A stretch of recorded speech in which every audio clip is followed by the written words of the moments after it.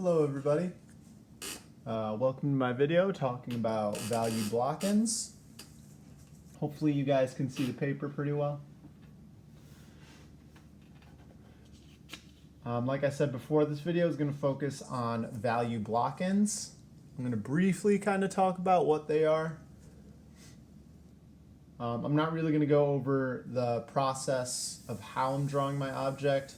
Just know that I'm using very basic shapes, of course, very basic shapes. And I'll probably put a picture of the object that I'm drawing on screen while I'm doing it. So a value block-in, what is a value block-in? It's probably comparative to the sketching stages of a drawing. It's something that you want to do before you start shading. That way you can kind of figure out how your drawing is looking, how it's going to look when you actually put in those dark areas, and just helps you create a drawing that feels a little bit more complete. So I'm using relatively light lines. I'm trying to draw them a little bit darker so y'all can see what I'm doing here. I'm not worrying about the details. I'm just kind of worrying about main shapes. I found a nice picture of a bell pepper. When you're doing drawings that involve a lot of shading, you want something with really good lighting. Now, it does take a little bit of searching to do because I couldn't find a decent picture of a bell pepper right away. I found that a lot of pictures might be a little bit too shiny. There might not be enough shadows or dark areas. I think the one that I picked is pretty decent when it comes to the values on the page. I might do another video going over more complex shapes, but for now this is just to get the main idea down. And this bell pepper may not look exactly how it is in the picture, but then again, like I said before, I am just focusing on the value and the shading. You know what? I'll even draw in those little bits of garlic as well. I think I only have a couple minutes on these YouTube videos, so I need to be working relatively fast. I got one more big garlic piece right here. Start off with a half circle. Nothing crazy. I'm trying not to put down heavy lines. That's not what you want to do. All right, as of now, I have a quick sketch of the object that we're doing here, which is this bell pepper. Now, it does not look 3D. It doesn't have any form to it. And the biggest reason is because we have no shading. We have no value. So usually, at least before, when I would start shading something, I would just go right into it. And I'd start putting down my darks right away, usually going left to right. But a mistake that can happen is that when you do that, and you go too far into it, and you're like, oh my God, I just messed up. That should not have been as dark. Or, you know what, I think I wish I could have shaded this a little bit differently. That's what a value block-in can help prevent.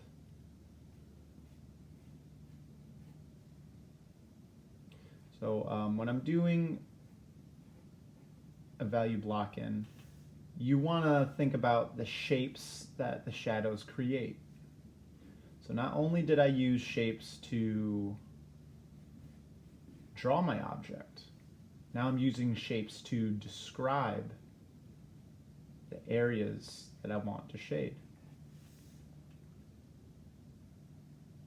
And when I do that, I'll be using a midtone, which is a gray value.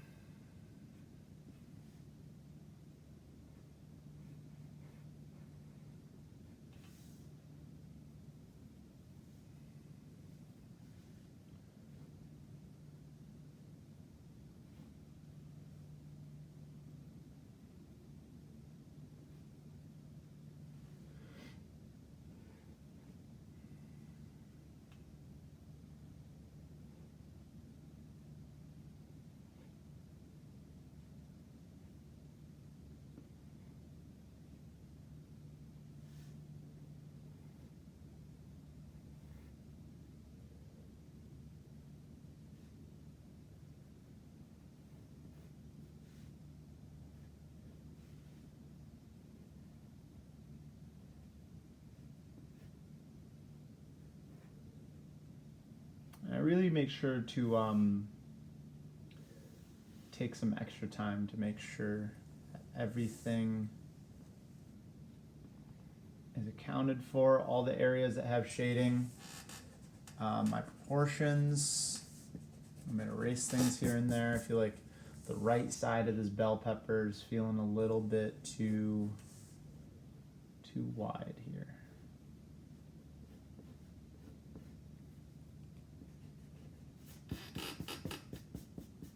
I'm starting to feel okay with that now.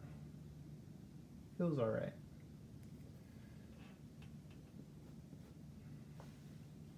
I'm going a little bit harder with my lines.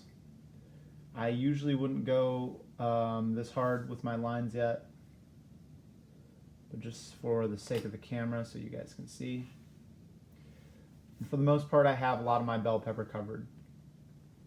And you guys may not entirely be able to see the areas that I'm going to be shading, but it's going to become a lot more clear once I place down that midtone, or my middle value. The area that's not the darkest dark, but it's still the shadow. Add some on the garlic here. This garlic is nice because it kind of breaks up this really dark area underneath the bell pepper. And you definitely still want to add in the cast shadow, the shadow that's on the table or the ground.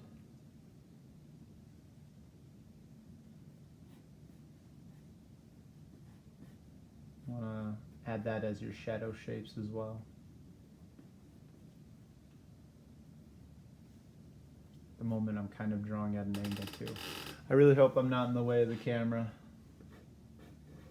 to be honest. I do plan on updating a lot of the videos that I have on the channel right now. I'll still leave those old videos just for the sake of having those records, but I feel like a lot of those videos are a little outdated in terms of what I know now.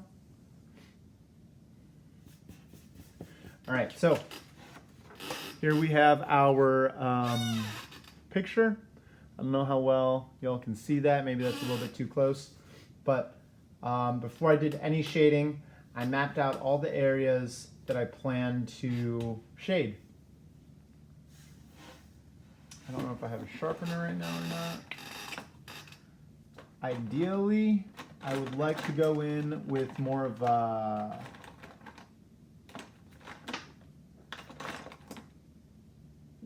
pencil with a flatter edge. But this will have to do. So when it comes to shading, a couple things. And well, this is directed towards one main class that I'm currently teaching. You guys could still apply this type of knowledge too. When it comes to shading, I like to hold my pencil near the back. Right? I noticed that it's a lot easier for me to put down even values. And on top of that, when my hand's like this, it starts to get all cramped. No bueno. And another thing is that when I'm shading, I like to think of an object's contour lines. I like to think of an object's contour lines. Basically, those are the lines that describe its form or its 3D shape. So I know that a bell pepper is curved. So when I'm shading, I want to I want to shade along that curve. And another thing, I'm not, like I said before, I'm not going too dark with my shading right now.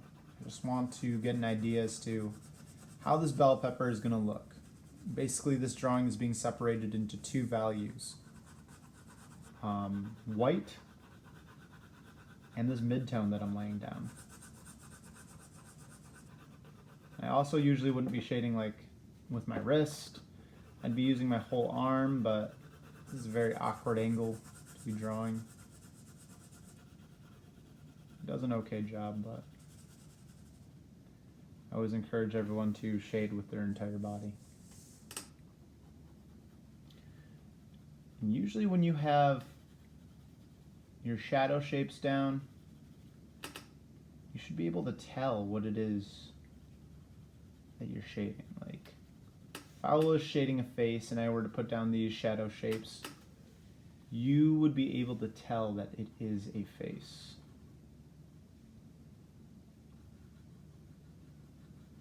All right, here we are. We're starting to get into the actual 3D form of the bell pepper.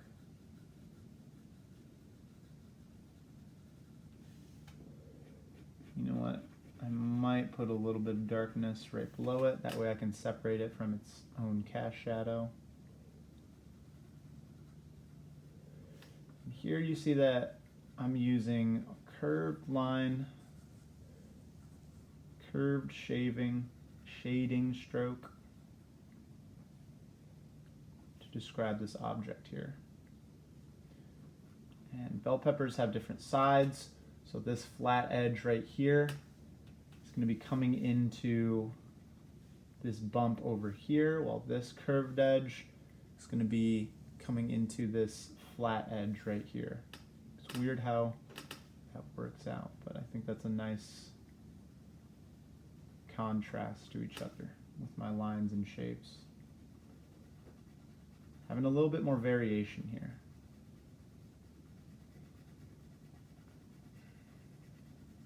This is also a very easy way to not necessarily worry about your values in terms of, did I get this value right? You want to focus on putting these in the shadow areas. So all these light areas right here, I'm not going to be putting in my shadow shapes. I'm only focusing on those dark areas.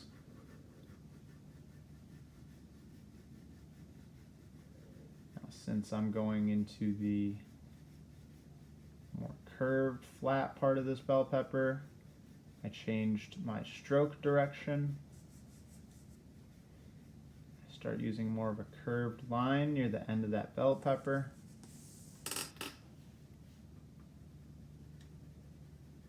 Go ahead again, change direction of my stroke. Here, I still plan on using a curved line just like this. I need to really curve that line.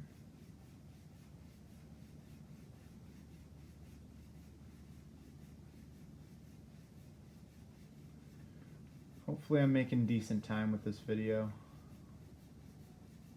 One thing I realized is that 10 minutes can fly by. Before I know it, 15 minutes has already happened. So, I may have to fast forward some of this.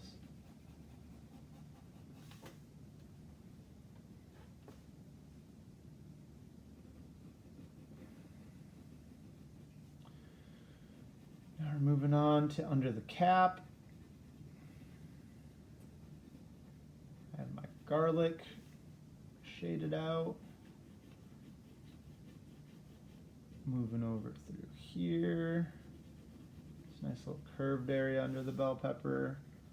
Got some nice shadow underneath the bell pepper.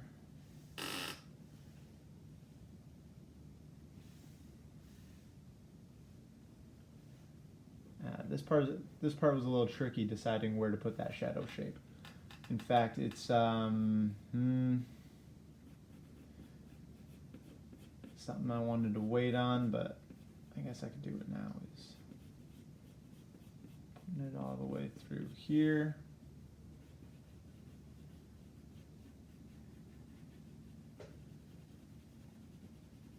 I might have to separate this into two parts. First part, which is putting down my shadow shapes.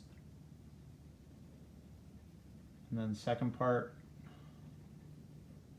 which is going deeper into the shading.